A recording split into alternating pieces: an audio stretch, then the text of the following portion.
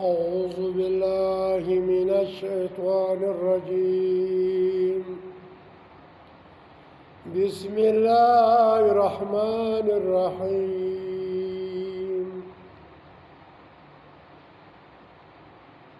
من أجل ذلك كتبنا على بني إسرائيل أنه من قتل نفسا بغير نفس أو فساد في الأرض فكأنما قتل الناس جميعا ومن أحياها فكأنما أحيا الناس جميعا. ولقد جاءتم رسولنا بالبينات ثم إن كثيرا منهم بعد ذلك في الأرض لمسرفون. إنما جزاء الذين يحاربون الله ورسوله ويسعون في الأرض فسادا أن يقتلوا أو يصلبوا أو تقطع أيديهم وأرجلهم من خلاف أو ينفوا من الأرض ذلك لهم خزي في الدنيا ولهم في الآخرة عذاب عظيم. دا سورة مائدة دا آیات 2 دی او 3 دی. فارش پژمه دا سورت 5 دی. آیات زموږ د علاقې د پشین د کلا عبدالله شیخ الاسلام شیخ القرآن مناظر الاسلام دغه مفتیانو ملایانو پیران هغه خیر ولی خاموش دي. ورځ په ورځ باندې قتلونه دي. دغه ملایان چې ځان ته وایي د نامه سره مناظر الاسلام لیکي، شیخ الاسلام لیکي، شیخ الحدیث لیکي، مفتی لیکي، مولا لیکي، پیر لیکي، آغا لیکي. دا ولې خاموش دي؟ دا ولې د الله قرآن مخته نه ایږدي؟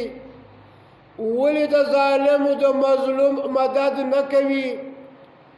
زما ورونو د الله قرآن مې مخته پروت دی. دغه برای نام مفتیان چې وسپي ته دومره قدر ډوډۍ ورواچوي ویې ساتي دی به ستا پر کور باندې تا به ستا د دشمنه ګوري، د غلو څه به دې ګوري. د هر ظالم جابر د لیوانو د ګیدړانو به تا ګوري. دغه ملایان چې مشتي په ماجتونو کې ساتلي دي د دې نه په کم مشتي ورکوو. دوی تر مشتي راحت کې دي، دوی تر مشتي آباد دي. لاسونه وګوره لکه د انجونو، مخانه وګوره لکه د ناوکیانو. ولې چې المرو کې مزدوري نه دي کړي، خوارۍ یې نه دي کښلي. دغه ملایان بیمانان چیرې بیده دي؟ ولې بیده دي؟ ولې نه راکښېني؟ دا په دې وجه دوی بیده دي، خاموشه دي چې هر کمانډر، هر ظالم، که هغه د سیګۍ والی، که د غبیزۍ والی، که د کاکوزۍ والی، که د حمیدزۍ والی، که د شمسوزۍ وي، که هر قوم وي، دا ټوله هغه ملایان یې مسخر کړي دي. که د غلا پیسې، که د ډاکي، که د هر هغه دوی ته ورکوي. دوی د بازار سپیان ځین جوړ سوي دي. غاپي خو عمله نه کوي، حقیقت نشي ویلی. زما ورونو د الله قرآن مې مخته پروت دی. الله پاک په دې قرآن کې دا بیان کړی دی چې من قتل نفسا هر هغه چا چې قتل کوي یو انسان بغیر نفس بغیر د بدلې یو سړی ناکه ناجده مړ کړي لکه نن سبا زموږ دی په پښین کې په عبدالله خان کې دا ظلمونه شروع یا هره ورځ 15 مړي 10 مړي کېږي دا وجه څه ده حکومت هم خاموشه دی حکومت دغه ظالمان پیسې ورکوي که ډیسیان دي که ایسیان دي که ایس ایچ اوګان دي دا ټول هغو مسخر کړي دي پیسې په خوله کې ورکوي ما او تا په وژني دغه شیخ الاسلام دغه شیخ الحدیث دا شیخ القرآن دا وجه دا ده د دغه ظالمانو ډوډۍ خوري د دا ظالمانو ته لکه سپي ته چې ډوډۍ راځي هغه بیا لکۍ شوري دغه زموږ برای نام شیخ القرآن شیخ الحدیث دا د الله قرآن نه بیانوي الله هر هغه چا چې یو سړی مړ کړي بغیر د بدلې او فساد یا فساد کوي فی الارض په مځکه فکأنما گویا دغه سړی چې دی قتل کړ الناس ټول یو مسلمان نه حقل قتل کوي دا د مشتي وینو مشتي قومونه کاغه حمیدزي دي کترینان دي که هره ډله ده مشتي د ظالمانو مددګاران یو الله چا یو سړی مړ کړي مسلمان دا دی چې لکه ټول انسانیت چې مړ ومن احیاها هغه چا چې بچاو کوي یو نفس د مرګ څخه دغه ملایان دغه ډیسیانو ایسیانو اسپیان دغه حکومت دا وزیر اعلی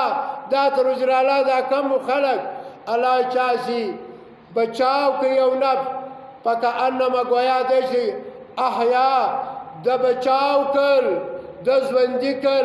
الناس لکه ټول انسانان چې بچاو وګوره په بلوچي علاقه کې څال دي